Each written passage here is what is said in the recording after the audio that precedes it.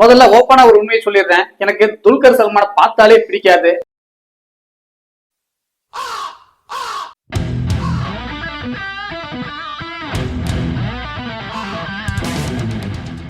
Hey guys, இது காந்தா படத்துடைய review video கிடையாது.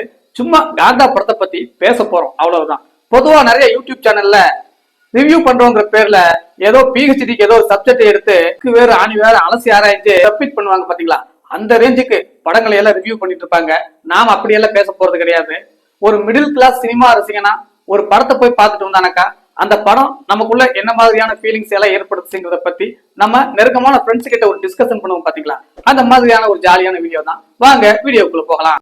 மம்முட்டியோட பையன் மலையாளத்துல ஹீரோவா அறிமுகமாயிருக்கான் அப்படிங்கிற செய்தியை கேட்ட உடனே, அடடா மம்முட்டியே எவ்வளவு அழகான முகம், மம்முட்டியோட பையன் இன்னும் சூப்பர் ஃபிகரா இருப்பாருன்னு சொல்லி எனக்கு ரொம்பவே ஆர்வமா இருந்துச்சு. பொதுவா மலையாளிகளே பாத்தீங்கன்னா சும்மா அப்படியே தோலால சும்மா சைனிங்கா மினுமினுப்பா இருப்பாங்க. அதுவும் நம்ம மம்முக்காவோட அழகை பத்தி சொல்லவே வேண்டாம். அந்த சார்பான மூக்கு, 7ஆம் நம்பரை கவுத்தி போட்ட மாதிரியான அந்த மூக்கே அவருடைய அழகை இன்னும் கூட்டி காட்டும். பொதுவா அவருக்கு மட்டும் இல்ல, இந்த மூக்கு ரொம்ப சார்பா இருந்தாலே அவங்களுடைய அழகும் முகவெட்டும் பார்த்த உடனே நம்ம மனசுல ஒட்டிக்கிற மாதிரி கவர்ச்சிகரமா இருப்பாங்க. மம்முட்டி மட்டும் இல்ல, மோகன்லாலும் அப்படித்தான். மோகன்லாலுடைய மூக்கும் பாத்தீங்கன்னா இந்த 7ஆம் நம்பரை கவுத்தி போட்ட மாதிரியான சார்பான ஒரு மூக்கு. நம்ம தமிழ் சூப்பர் ஸ்டார் ரஜினி, அவருடைய மூக்கும் அப்படித்தான், 7ஆம் நம்பரை கவுத்தி போட்ட மாதிரியான ஒரு மூக்கு. ஹிந்தி சூப்பர் ஸ்டார் ஷாருக் கான், அவரும் பாத்தீங்களா 7ஆம் நம்பரை கவுத்தி போட்ட மாதிரியான ஒரு சார்பான மூக்கு. இந்த சார்பான மூக்கு இருக்கக்கூடிய முகவெட்டு இருக்கவங்களுடைய ஃபேஸ் எல்லாம் நமக்கு பார்த்த உடனே மனசுல பச்சைக்குன்னு ஒட்டிக்கும். அட நம்ம வைகை புயல் வடிவேலு, அவரோட மூக்க மறந்துட்டுமே, அவரோட மூக்கு அப்படித்தான், 7ஆம் நம்பர் கவுத்தி போட்ட மாதிரியான ஒரு மூக்கு. இந்த மாதிரி மூக்கு ஸ்டைல் இருக்கவங்க பார்த்தா அவங்களுடைய முகவெட்டே நம்ம மனசுல பார்த்த உடனே ஒட்டிக்கும். நீங்க வேணா உங்களுடைய ஃப்ரெண்ட் சர்க்கிள்ல இந்த மாதிரி யாருக்கெல்லாம் மூக்கு இருக்குன்னு யோசிச்சு பாருங்க. இதை சொல்றேங்கிறதுக்காக வேண்டி நீங்க என் மூக்கு ஆராய்ச்சி பண்ணக்கூடாது, புரிஞ்சுதா? இதை ஏன் சொல்றேன்னா, நம்ம மம்முக்கா 70 வயசு கிட்ட ஆகும் போது ஆனாலும் இன்னும் ஆளு பாக்குறதுக்கு எவ்வளவு சூப்பர் ஃபிகரா இருக்காரு. மம்முக்கா அழகன்னா மம்முக்காவோட பையன் பேரழகனா இருப்பான் அப்படின்னு பயங்கர எதிர்பார்ப்பு எனக்கு. அப்படியா, மம்முட்டியோட பையன் யார் பார்த்துன்னு சொல்லி தேடி பிடிச்ச அவரோட போட்டோ பார்த்த உடனே உண்மையை சொல்றேன், அவரோட பேஸ் எனக்கு பிடிக்கவே இல்லை. ஏன்னா மம்முக்காவோட மூக்கு 7ஆம் நம்பர் மாதிரி இருக்கு. துல்கர் சல்மானோடைய மூக்கு பார்த்தானாக்கா நெல்லிக்காய் மாதிரி இருக்கு, கலாக்கா மாதிரி இருக்கு, பூஜ்யம் மாதிரி இருக்கு. அதனாலயோ என்னவோ தெரியல, பார்த்த உடனே அவருடைய மூக்கு தான் எனக்கு ஒரு டிசப்பாயின்மெண்ட் ஆகி போச்சு. அவரோட எனக்கு பிடிக்கவே இல்லை. அதனாலயே அவர் நடிச்ச படங்களை பத்தி எல்லாம் நான் பெருசா சிலாயிக்க மாட்டேன், கண்டுக்க மாட்டேன். தமிழ்ல மணிரத்னம் டைரக்ஷன்ல கேளடி கண்மணியா ஓகே கண்மணி படத்துல ஹீரோவா நடிச்சாரு. அப்ப கூட இவருக்கு மேல எனக்கு ஒரு பெரிய ஈர்ப்பு இல்லாதனால இந்த படத்தை பார்க்கறதுக்கு ஆர்வமே இல்லாம போச்சு. ஆனா என்னோட நண்பர் ஒருத்தர் இருக்கான், பயங்கரமான துல்கர் சல்மானுடைய ஃபேனு. ஏன் கேக்குறீங்க, துல்கர் சல்மான் சொன்னா உசுர விட்டுருவான். அவருடைய எந்த படம் வந்தாலும் அந்த படம் பாத்தியா இந்த படம் பாத்தியான்னு சொல்லி என்னை போட்டு அப்பா தொல்லை பண்ணுவான். ஆனாலும் எனக்கு துல்கர் மேல பெருசா ஒரு இம்ப்ரெஷன் இல்லாதனால அதெல்லாம் கண்டுக்க மாட்டேன். ஒரு நாள் என்னை வலுக்கட்டாயமா இந்த படத்துக்கு வந்தே ஆகணும்னு சொல்லிட்டு சில வருடங்களுக்கு முன்னாடி துல்கர் நடிச்ச சீதாராமன் படத்துக்கு கூட்டிட்டு போயிட்டான் பாருங்க. அந்த படத்துக்கு வேண்டாத வெறுப்பா போனேன். ஆனாலும் உட்கார்ந்து அப்படியே படத்தை பார்க்க ஏன்டா மூக்க பாக்குற, அந்த படத்தை அவர் நடிச்சிருக்கக்கூடிய நடிப்பு, கிளைமாக்ஸ்ல அவருடைய பெர்ஃபார்மன்ஸ் எல்லாம் பார்த்து உண்மையாலுமே கண்ணெல்லாம் கலங்கி தியேட்டர்லயே கண்ணீர் விட ஆரம்பிச்சிட்டேன்னா பாருங்க. என் நண்பன் பார்த்து நக்கல் அடிச்சுட்டு இருக்கிறான். அந்த அளவுக்கு அந்த படத்துல அவருடைய ஆக்டிங்ல பயங்கரமா இம்ப்ரெஸ் ஆயிட்டேன். அதுக்கப்புறமா அவருடைய மூக்கு மேல என் கவனம் போறதில்ல, அவருடைய திறமை மேலதான் என் கவனம் போயிட்டு இருக்கு. அதுக்கு அடுத்ததா லக்கி பாஸ்கர் ஒரு படம் வந்துச்சு. அந்த படத்தை பத்தி சொல்லவே வேண்டாம். அந்த படத்துல நம்ம துல்கருடைய நடிப்பையும் மிஞ்சி அந்த படத்துல ஸ்கிரிப்ட் ஸ்கிரீன் பிளேன்ட்டு வேற லெவல்ல இருக்கும். அந்த படமும் பார்த்து அப்புறமா நான் துல்கருடைய மூக்கு பத்தி யோசிக்கிறது இல்ல. சாந்தா இல்ல காந்தான்னு ஒரு படம் ரிலீஸ் ஆகிருந்துச்சா, சரி நம்ம துல்கர் படம் நல்லா இருக்குமே சொல்லிட்டு நானும் நண்பனும் கோயம்புத்தூர்ல ப்ரூக்ஃபீல்ட் சினிமாவோட செகண்ட் ஷோ போயிருந்தோம். இதுல இன்னொரு விஷயத்த சொல்லி ஆகணும். புதுசா இன்ட்ரோடியூஸ் ஆகக்கூடிய இளம் வயசு நடிகர்களுக்கு பெண் ரசிகைகள் நிறைய இருப்பாங்க.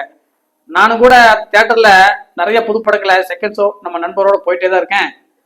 தக்லைப்பு, கூலி, தலைவன் தலைவின்னு சமீபத்துல நிறைய படங்கள் அந்த தியேட்டர்ல பார்த்தோம். ஆனா லேடிஸ் ரசிகைகள் பார்த்தானாக்கா அந்த செகண்ட் ஷோ டைம்ல நைட்டு ஒரு 1:30 மணி 2 மணி டைம்ல கம்மியா தான் தியேட்டர்ல இருப்பாங்க. முழுக்க பசங்க கூட்டம் தான் அதிகமா இருக்கும். ஆனா நான் 2 நாளைக்கு முன்னாடி போய் பார்த்த இந்த காந்தா படத்துடைய செகண்ட் ஷோல பார்த்தானாக்கா தியேட்டர்ல ஒரு 100% லேடிஸ் தான், ஃபுல்லா யூத் ஆடியன்ஸ், கேர்ள்ஸ் தான்.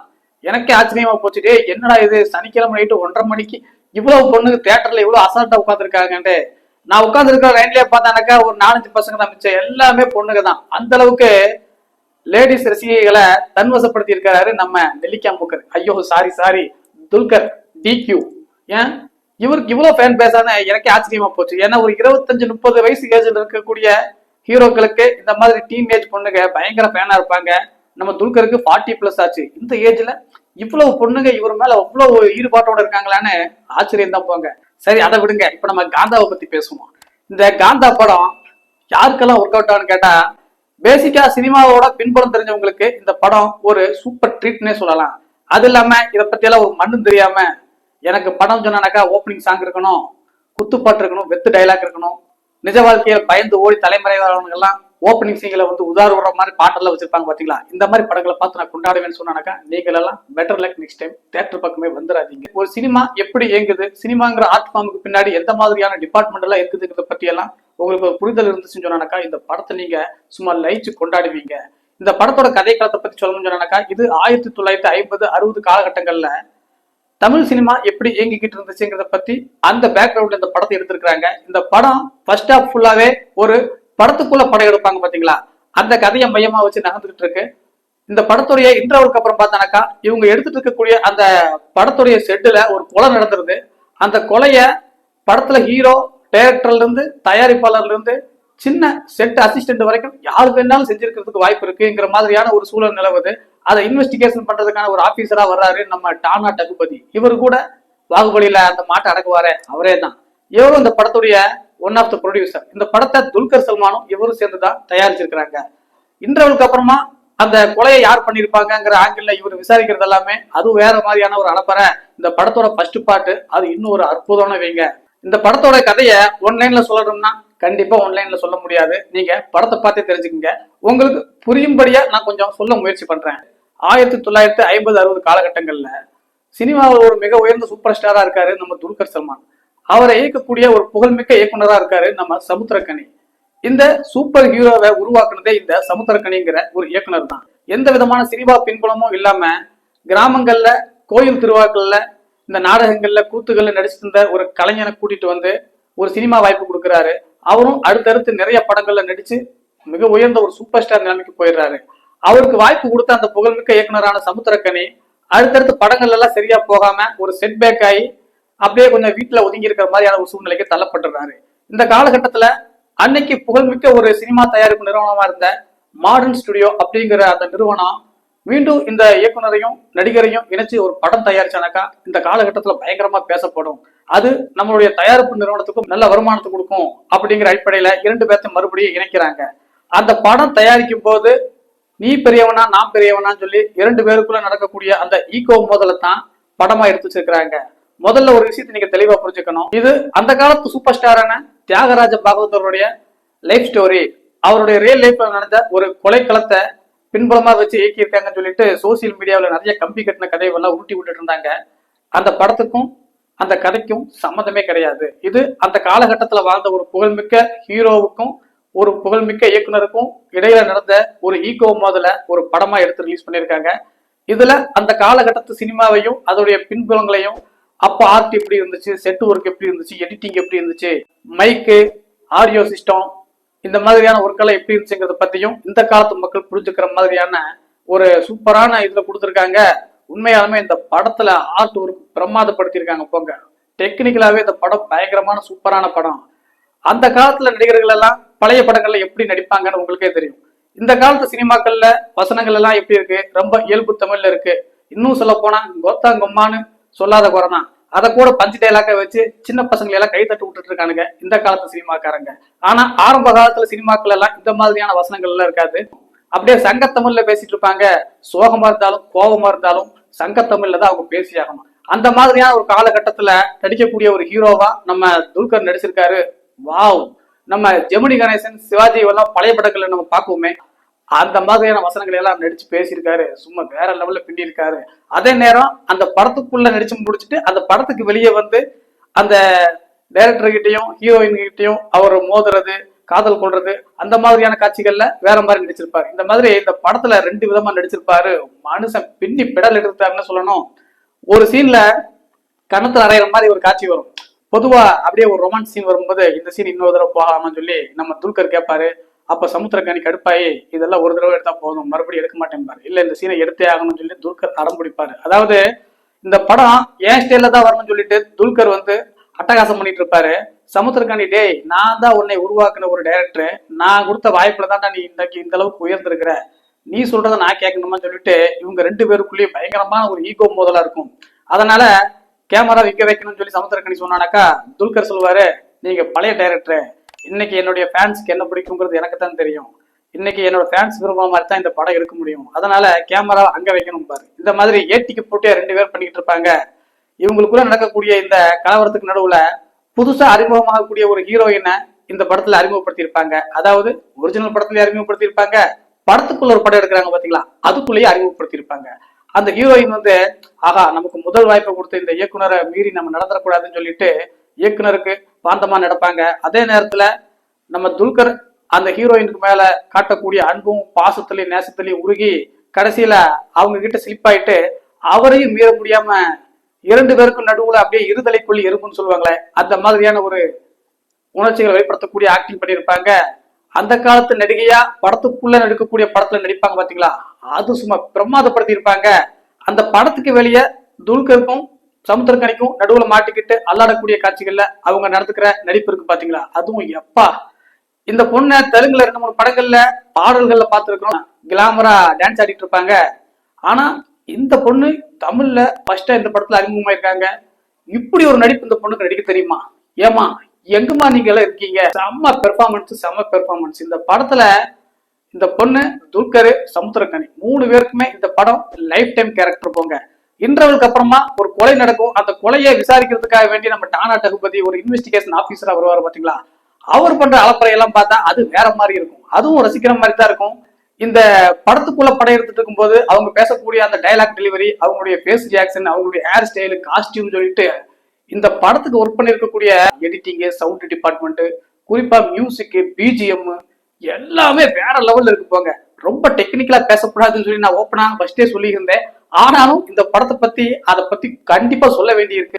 அப்புறமா பாட்டு சீன்ல இன்னைக்கு பார்த்தானாக்கா ஒரு பாட்டுக்கு வேணும்னா சந்திர மண்டலத்துக்கே போய் ஷூட்டிங் எடுத்துட்டு வந்துருவாங்க. அந்த மாதிரியான ஒரு டெக்னாலஜி சூழ்ந்து இருக்கக்கூடிய உலகத்துல இன்னைக்கு நம்ம வாழ்ந்துட்டு இருக்கோம். ஆனா 1950-60 காலகட்டங்கள்ல சினிமா எப்படி இயங்கிட்டு இருந்துச்சு, ஒரு பாடல் காட்சியில கொஞ்சம் அவங்க மிதக்கிற மாதிரி பறக்கிற மாதிரியான காட்சிகளுக்கு எந்த மாதிரியான டெக்னிக் எல்லாம் யூஸ் பண்ணுவாங்கன்னு சொல்லிட்டு சினிமாவுக்குள்ள இருக்கக்கூடிய அந்த பின்னணி விஷயங்கள் எல்லாம் படத்துல ஒரு முக்கியமான அம்சமா இந்த படத்துல காட்டியிருப்பாங்க. அதெல்லாம் உண்மையிலுமே பாக்குறதுக்கு ரொம்பவே ரசிக்கிற மாதிரி இருந்துச்சு. இந்த மாதிரியான ஒரு கலையம்சத்தோட கூடிய இந்த படத்தை பாக்குறதுக்கு ரொம்பவே மனசுக்கு ஆறுதலா இருந்துச்சு. இந்த படம் எடுத்த இயக்குனர் இதுக்கு முன்னாடி வீரப்பனுடைய லைஃப் ஸ்டோரிய ஒரு வெப் சீரிஸா அமேசான்ல எடுத்திருந்தாராம். பேரு கூட செல்வமணி வீராசாமி அப்படின்னு தான் நினைக்கிறேன். அவருக்கு இது தமிழ்ல ஃபர்ஸ்ட் படமாமா. கண்டிப்பா சொல்றேன், முதல் படம் எடுத்த இயக்குனர் சொன்னா யாருமே நம்ப மாட்டாங்க, அந்த அளவுக்கு சும்மா அட்டகாசப்படுத்தியிருக்காரு. துல்கர் பத்தி சொல்லவே வேண்டாம். சமுத்திரக்கனி கேரக்டர்ல எனக்கு சின்னதா ஒரு என்ன யோசனைனா, நம்ம பிரகாஷ்ராஜ போட்டிருந்தானாக்கா இன்னும் வேற லெவலில் கிளப்பி இருப்பான்னு நினைக்கிறேன்.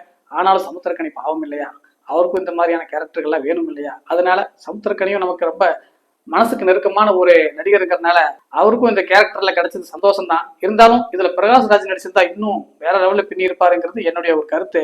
அப்புறம் துல்கரை பத்தி சொல்லணும்னா, இந்த படம் எடுக்கப்பட்டதே துல்கருடைய அந்த நடிப்பு திறமைய மக்களுக்கு அப்படியே சும்மா அப்படி புளிச்சு காட்டணும்டா, டே எனக்குள்ள என்ன மாதிரியான டேலண்ட் எல்லாம் இருக்குன்னு தெரிஞ்சுக்குங்கடான்னு சொல்லிட்டு வெளிப்படுத்தணுங்கிறதுக்காக வேண்டிய அவரே ஓன் ப்ரொடக்ஷன் எடுத்திருக்காருன்னு சொல்லணும். தலைவருக்கு இப்ப கேரளாவோட மார்க்கெட்டு, தமிழ்நாட்டுல மார்க்கெட்டு, லக்கி பாஸ்கர் வந்ததுக்கு அப்புறமா தெலுங்குல மார்க்கெட்டு, ஹிந்தியில மார்க்கெட்னு பேன் இந்தியா ஸ்டார் ஆயிட்டாரு. அதான் சொல்றேனே, இந்த இவருடைய ஆரம்ப கட்ட படங்கள்ல இவர் பார்த்த உடனே இவரோட மூக்கு எனக்கு பிடிக்கலன்னு சொல்லிட்டு இவருக்கு மேல ஒரு ஈர்ப்பே இல்லாம இருந்துச்சு. ஆனா மனுஷன் மம்முட்டியுடைய பையன்னு சொல்லக்கூடாது, நடிப்புல மம்முட்டியுடைய அப்பன்னு சொல்லணும். அந்த அளவுக்கு மம்முட்டியவே தூக்கி சாப்பிட்டாருன்னா பாருங்களேன். மம்முட்டி கூட இந்த அளவுக்கு ஏஜ்ல தான் அவரு பல பரிணாமங்களை பின்னிக்கிட்டு இருக்காரு. ஆனா 40 தான் இருக்கும் போல இருக்கு. இந்த ஏஜ்லயே புலிக்கு பிறந்தது பூனைன்னு சொல்லுவாங்கல்ல, புலிக்கு பிறந்தது டைனோசர்னு வேணா சொல்லலாம். சின்ன சின்ன மேகசங்கள் எல்லாம் மனசுக்கு என்னமா பின்னி இருக்காரு பாருங்க. சமுத்திரக்கனி ஆக்டிங்ல டைலாக் டெலிவரியில் மட்டும் இல்ல, அவருடைய உடல் மொழியிலையும் இந்த படத்துல சும்மா பின்னி இருப்பாருன்னு சொல்லணும். ஏன்னா வழக்கமா அவர் யூஸ் பண்ணக்கூடிய எல்லாருமே பார்த்தா எப்ப பார்த்தாலும் கருத்தை சொல்லிக்கிட்டு அட்வைஸ் பண்ணக்கூடிய கேரக்டரை கொடுத்துட்டு இருந்தாங்களா, அதனால சமுத்திரக்கனியை பார்த்தாலே ஆகாடு எல்லாம் காதை மூடிக்கிட்டு இருந்தாங்க. ஆனா இந்த படத்துல மனுஷன் டைலாக் டெலிவரி பண்ணாமே சும்மா ஆக்டிங்ல அசதியிருக்காருன்னு பாருங்களேன். ஒரு கட்டத்துல சமுத்திரக்கனி ஒரு சின்னதா ஒரு ரொமான்ஸ் சீன் வைப்பாரு, ஹீரோயின் கூட அப்படியே கொஞ்சம் நெருக்கமா நின்று அவருடைய கண்ணை பார்த்து பேசுற மாதிரி. அந்த சீன்ல ஹீரோயின் பாக்குறதுக்கு எப்பா சும்மா தேவதை மாதிரி இருப்பாங்க. அதுல கொஞ்சமா கிறங்கி போன நம்ம துல்கர் பாப்பாரு, இத இன்னொரு டேக் போலாமான்னு சொல்லிட்டு மறுபடியும் நல்லா பவுடர் எல்லாம் பூசி மேக்கப் பண்ணிட்டு அடுத்த ஷாட்டுக்கு இன்னொரு ரீடேக் போறதுக்கு ரெடி ஆயிட்டு இருப்பாரா. அப்ப நம்ம சமுத்திரக்கனி, ஏன்டா இந்த மாதிரி நெருக்கமான கிறக்கமான சீன்ல இன்னொரு டேக்கே கேட்கிற, அதெல்லாம் எடுக்க முடியாது, ஒரு டேக் போதும்னு சொல்லிட்டு அவருடைய ஆசையை கட் பண்ணி விட்டுருவாரு. அதுக்கு அடுத்ததா கதாநாயகி கிட்ட இருந்து கன்னத்துல அற வாங்குற மாதிரியான ஒரு சீன் எடுப்பாரு. அந்த சீனை முடிச்ச உடனே சமுத்திரக்கனி நக்கலா கேட்பாரு, இதை வேணா இன்னொரு டேக் போலாமே சொல்லிட்டு உடனே எல்லாமே அப்படி அதிர்ச்சியில பார்ப்பாங்க.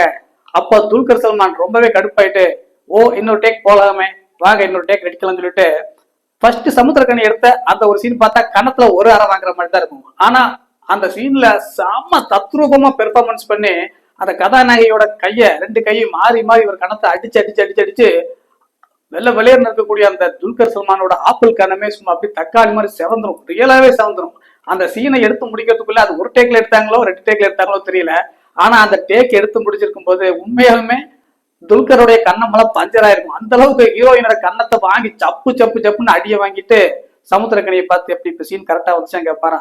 சமுத்திரக்கனி செம்ம கடுப்பாயிருவார். இந்த மாதிரி ஃபர்ஸ்ட் ஆஃப் ஃபுல்லாவே அந்த படம் இயக்கும் போது அந்த இயக்குனருக்கும் அந்த ஹீரோவுக்கும் உள்ள நடக்கக்கூடிய அந்த டாமினேஷன் இருக்கு பாத்தீங்களா, அந்த ஈகோ முதல்ல நிறைய காட்சிகளை சூப்பரா தத்துரூபமா படமாக்கி இருப்பாங்க. ஒரு சீன்ல என்னது பேயா இப்படி ஒரு டைலாக் சொல்லணும், சமுத்திரக்கனி வந்து அவருக்கு சொல்லி கொடுப்பாரு, என்னது பேயா இந்த மாதிரி சொல்றான்னு சொல்லுவாரு.